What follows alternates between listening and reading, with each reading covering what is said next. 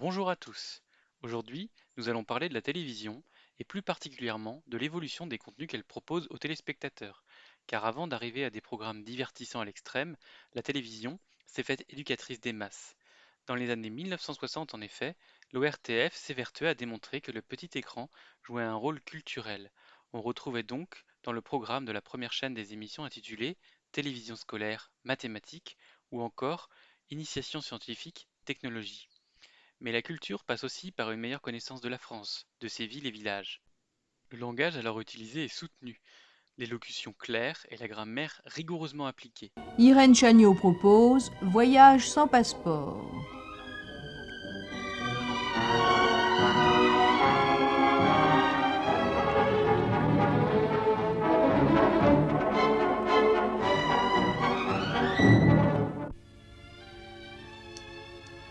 La beauté du Cachemire est enchanteresse comme celle du lotus. Une vallée de rêves, jaillissante de couleurs, débordante de la libéralité de la nature. C'est dans cette contrée, nichée au creux des Himalayas qui la dominent, que vinrent les rois d'antan, désireux d'échapper à la chaleur étouffante des plaines desséchées de l'Inde. Au cœur de la vallée, inondée par l'éclat de l'été, se trouvent les magnifiques jardins mongols. Ils offrent leur fraîche retraite aux visiteurs venus des plaines. Mais avec la démocratisation de la télévision, les attentes des spectateurs vont évoluer avec l'envie de plus en plus affichée de se divertir.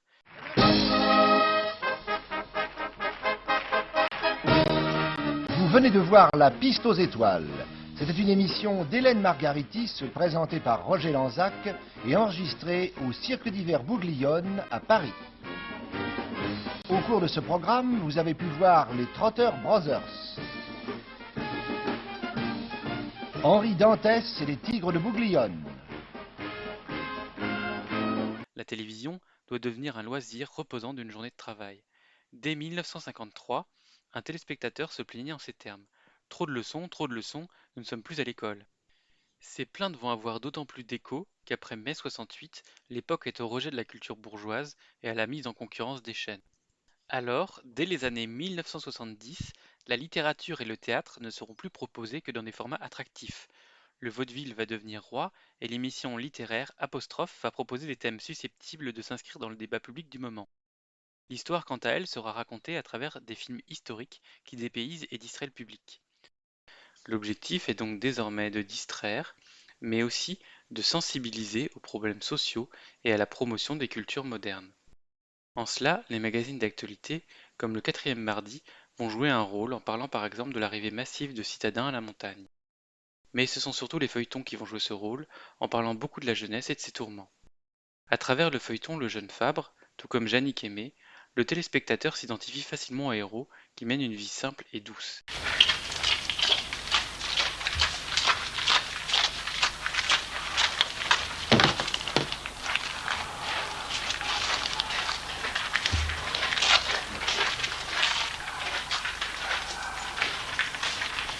Je t'ai rapporté ta valise, tu l'avais oubliée chez nous. Merci. Mais l'atmosphère calme et apaisée de ces feuilletons, typique des années 1960-1970, ne reviendra plus à l'antenne. Dès les années 1980 et surtout dans les années 1990, le ton change. TF1 propose dès lors des programmes comme La Roue de la Fortune, Coucou c'est nous ou Le Juste Prix. Le divertissement est désormais omniprésent à la télévision. Le ton est léger et le décor ludique et coloré. Le présentateur est détendu, mais les anonymes ne sont pas encore bien rodés à ce type d'exercice. Les candidats aux jeux télévisés se montrent souvent peu bavards et très naturels. Ils ne se mettent pas en avant et certains affichent une certaine timidité. 50 000 francs en jeu là, hein. Mine de rien, on rigole, on rigole, on rigole. Vous êtes chanceuse dans la vie? Ben, pas trop en général. C'est vrai? Oui, c'est vrai. Ah bon? Pourtant là, vous êtes arrivée la dernière. Oui, je suis surprise là. Vous êtes arrivée la dernière, vous avez fait le sans faute, vous avez gagné tous les cadeaux là, du robot au téléphone en passant par le poste, radio, machin truc. Vous avez gagné en plus notre amitié, ce qui n'est pas... Ça c'est important ça. Très bien ça. Ça c'est très très bien. Et en plus, et elle a gagné 50 000. Pas mal. Soit vous l'annulez, Non, c'est trop bien. n'annulez pas. Alors je vous les donne, bravo Valérie. 50 000 francs pour vous. Allez non, belle journée, hein. Comment? Je peux vous faire la bise? J'allais vous en parler, ça me travaillait depuis tout à l'heure. Mais cela va rapidement changer et les castings vont s'affiner. Des personnages volubiles ou excentriques vont être sélectionnés et ouvrir la voie à ce que deviendra la télévision dans les décennies suivantes. Les anonymes loufoques et exaltés vont en effet se multiplier. La spontanéité et le naturel s'estompent donc pour présenter des émissions qui ressemblent de plus en plus à des shows à l'américaine. Les anonymes deviennent des personnages qui se mettent en scène et se racontent sans réticence et cherchent parfois à blaguer. Voici Adrien.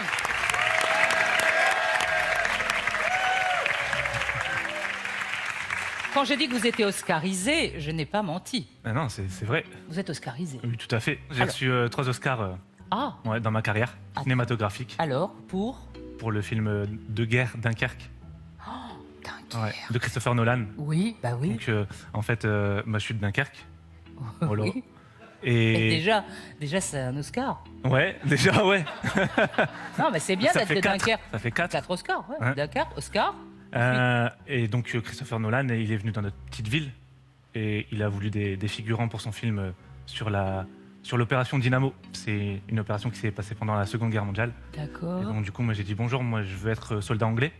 Et j'ai été soldat anglais. Du coup, je me suis fait tuer. Ça, c'est le mauvais côté Oui. du figurant. Hein. Il meurt souvent. Plus sérieusement, le film a été oscarisé. Ouais, il a eu 3 Oscars. 3 Oscars en 2018, Dunkerque. Exactement. Est-ce que c'est une bonne expérience? Oh, c'est exceptionnel. Hein? C'est trop bien. C'est trop bien. Je me souviens, je suis mort en fait au pied de Christopher Nolan. Ah oui, mais il faut bien mourir. Ouais, mais je mourrais bien.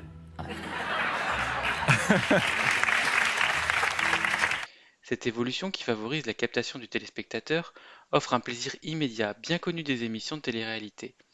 Surfant sur le règne de l'émotionnel et de l'identification, la plupart des programmes télévisés se sont emparés de ces codes, avec par exemple les interviews narratives visant à recueillir des émotions des candidats. Tout cela s'est nourri à des degrés divers de l'influence exercée par les programmes américains sur la télévision française. Les séries américaines ont envahi les programmes au fil des décennies jusqu'à devenir très à la mode dans les années 1990-2000. Dans le même temps, les déclinaisons françaises d'émissions américaines comme Une famille en or faisaient florès. Les séries vont également envahir le petit écran et c'est ainsi que dans les années 2010-2020, une bonne partie de la journée sur TF1, les séries s'enchaînent et on n'hésite plus à les rediffuser à l'envi. Le téléspectateur est ainsi diverti constamment par les séries, la télé-réalité, les jeux télévisés, mais aussi par les documentaires qui eux-mêmes se veulent toujours plus spectaculaires, même sur le service public.